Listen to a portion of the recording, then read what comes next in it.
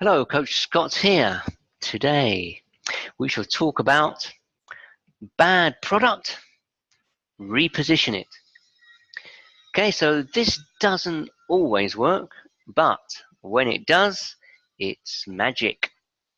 Here are 3 examples, one of which you may have heard before, 2 of which I'll bet are new to you. So, lousy glue. Lousy glue. I remember hearing that the glue on post-it notes was a mistake. The inventor was trying to make the world's strongest glue, and instead made what might be the world's weakest adhesive. He could have thrown it out, but instead, some enterprising individual thought of a way to use it. Notes that stick only as long as you want them to. Hail damaged apples. I also heard a story about an apple farmer. This took place probably at least 50 years ago, if I remember correctly. He sold his great big prized apples via mail order, and his customers loved his apples. But one year, much of his crop was damaged by hail. The apples were still fine to eat, but they didn't look as pretty as usual because of the hail-induced pockmarks. What to do? He could refund everyone's money and not ship the apples, but then his mail order business would be ruined. He could try to sell them at a discount. Would anyone buy them? Probably not. He was at a loss as to what to do. Then he tasted one, and lo and behold, it was even sweeter than the unmarked apples. He got an idea. He would send the apples to his customers just as usual, except he would enclose a note explaining that these were rare apples indeed. Here's what he wrote. Please note the pockmarks on some of these apples. This is proof that they are grown at a high mountain altitude, where the same extreme cold that causes hailstorms also firms the flesh and increases the natural sugars, making the apples even sweeter. If the customers wished to return the hail-sweetened apples for a full refund, they were most welcome to do so.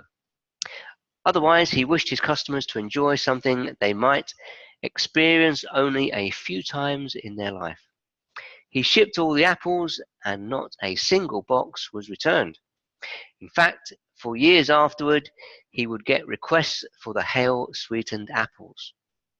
Okay, another example, breakable bracelets. Today I was at Etsy when I found a bracelet that apparently doesn't hold up very well.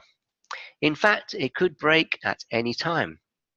And it's not just one bracelet either, but the entire lot of them. Now, let me ask you, my fellow marketeer, how would you sell bracelets that are so fragile they can break at any moment? Here's what the Etsy seller did.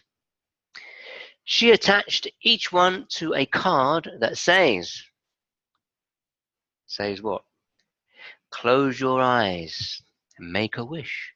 Then tie this bracelet on your wrist.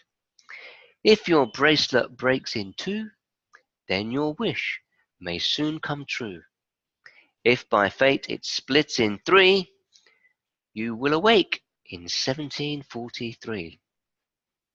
Now, that's brilliant repositioning.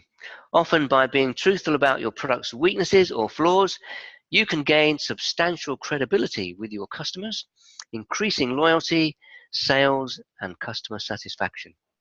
To use this technique, pick one weakness of your product, talk about it frankly in your marketing.